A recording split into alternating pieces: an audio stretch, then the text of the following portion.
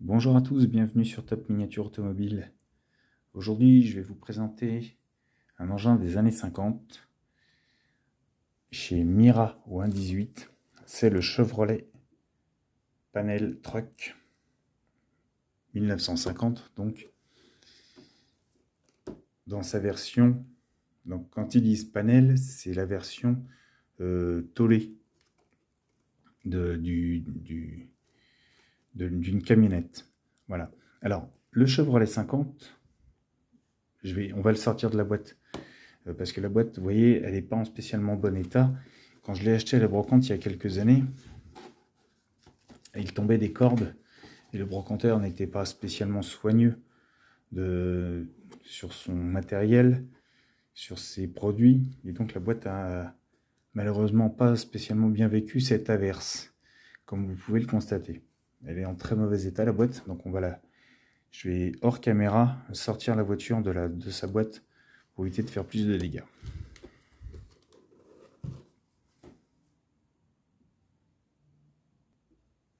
Voilà. Ça a été un peu compliqué à sortir, la boîte était vraiment en très mauvais état. Je vous la montrerai pas, mais en tout cas voilà.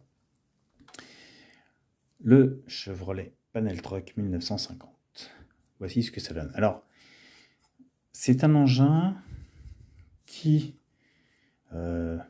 honnêtement, de par son look, c'est un utilitaire, n'a pas spécialement fait parler de lui d'une manière ou d'une autre. C'est un engin qui est quand même assez sympathique, mais il a plus fait parler de lui, pour ceux qui connaissent, sous cette version, le Grave Digger. Alors 50 ou 49, il n'y a pas grand chose de différence, mais voilà, le Grave Digger, c'est lui. Rien à voir. Alors là, bien sûr, je suis une version jouet de chez Hot Wheels avec des roues façon Donk, des ONK. Je préférais les grosses roues. J'ai pas trouvé le petit modèle qui aurait pu bien me présenter. J'ai trouvé que celui-ci, comme ça, dans mon fouillis. Bon, bref. Ce qui nous intéresse, nous, c'est celui-là. Les caractéristiques du véhicule par elles-mêmes, je ne les connais pas spécialement sur les véhicules des années 50, surtout sur les versions utilitaires. Je ne suis pas un grand fan de ces engins, mais quand je l'ai trouvé sur la brocante, je l'ai trouvé très sympathique. Même avec sa boîte complètement mouillée, détrempée, toute ramollie, toute limite flétrie, il fallait que je fasse gaffe en la portant. J'ai trouvé ce modèle très intéressant physiquement. Et puis en plus, je ne l'avais pas eu à très cher, je crois, 10 balles. Un truc dans le genre. C'est pour ça que je l'ai pris. Bien sûr, étant fan du Grave Digger, ça me paraissait normal d'avoir le Chevrolet dans ma collection. Donc, on est sur du Mira 118 qui nous reproduit cet engin. Il est sympathique. Franchement, alors il est sale, parce que là, comme vous avez vu la boîte, il est très sale. Mais Mira nous offre un véhicule, et on va commencer comme ça, qui, de par sa particularité d'avoir tous les ouvrants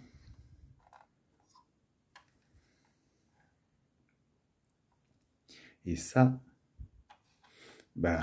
devient rare de nos jours sur des modèles. On se rend compte que de nos jours, de plus en plus de modèles ont les ouvrants non fonctionnels, et là on a tous les ouvrants fonctionnels.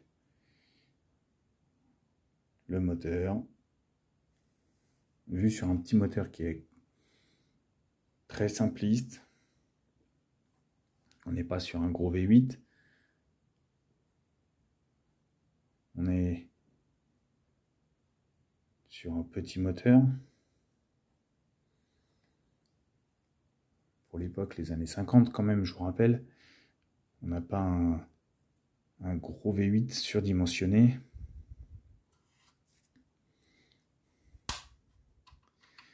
on a une direction. Alors le vent est sorti de la colonne. Hop, voici. Je crois que j'ai bougé un peu la caméra. Ouais, d'accord. Bon, on a compris le truc, mais bon, c'est pas grave.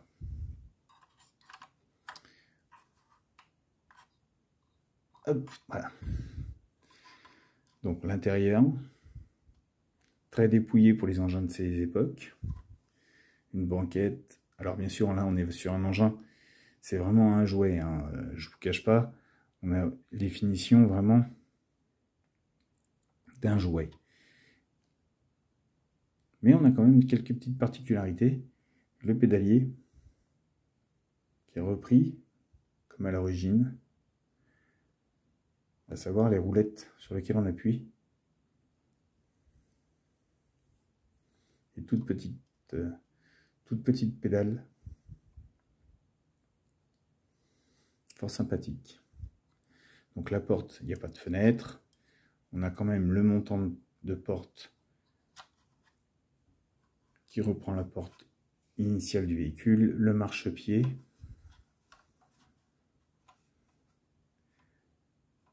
la roue avec l'enjoliveur cyclé Chevrolet,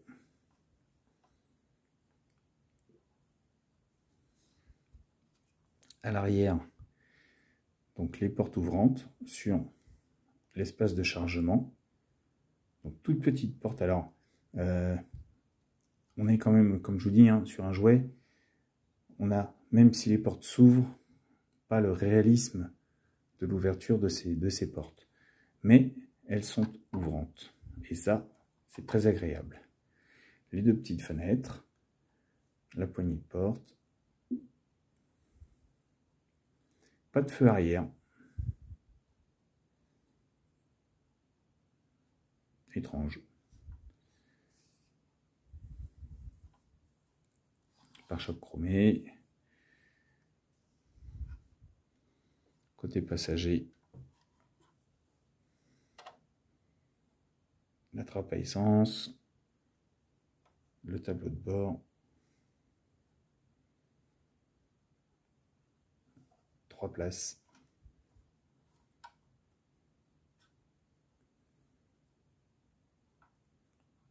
Les rétroviseurs, le pare-brise c'est pareil. Les essuie-glaces, l'antenne. J'aurais peut-être dû quand même la sortir un peu avant pour la nettoyer, parce qu'elle est vraiment très sale.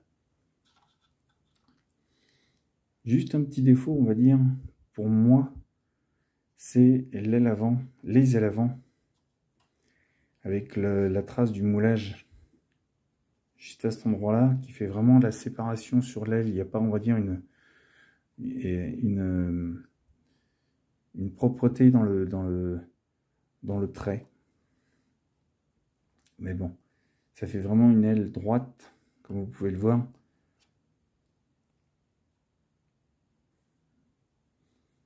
Mais bon, voilà, on a quand même un engin des années 50, faut pas l'oublier. La grosse calandre chromée, le sigle Chevrolet, pare-choc avec les bananes, les phares. Il n'y a pas de grande finition sur cet engin, parce que Mira n'a jamais fait dans la finesse au niveau du détail, mais moi il m'a tapé dans l'œil, tout simplement. Donc en dessous c'est pareil, niveau détail du châssis, il ne faut pas non plus chercher midi à 14 h. Le moteur, la boîte, l'arbre de transmission, tout est moulé d'une pièce, le train arrière, le réservoir, les toiles d'araignée, pardon, hop là.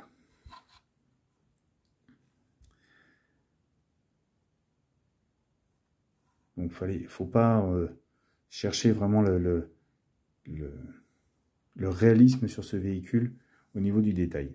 Parce que vous voyez même à travers la carrosserie, on voit ma main derrière.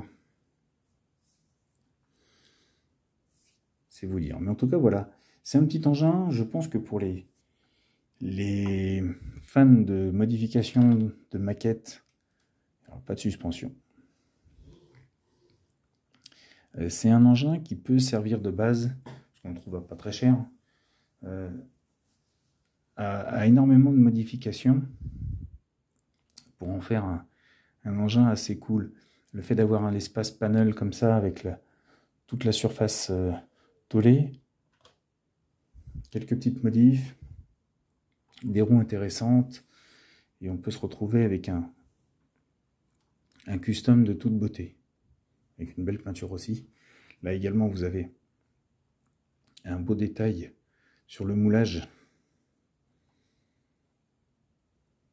ici, qui n'est pas spécialement beau.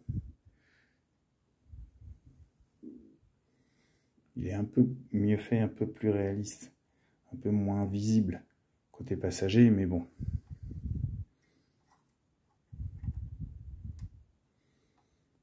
Le rétroviseur, bon, c'est du grossier, mais c'est quand même joli. Il faut reconnaître qu'il est quand même joli, parce que déjà, c'est pas un engin courant qu'on va trouver chez un fabricant.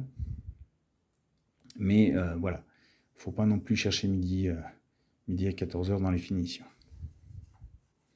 Moi, je vous dis, hein, je l'ai pris parce qu'étant fan du Grave, bah, voilà, j'ai la base originelle,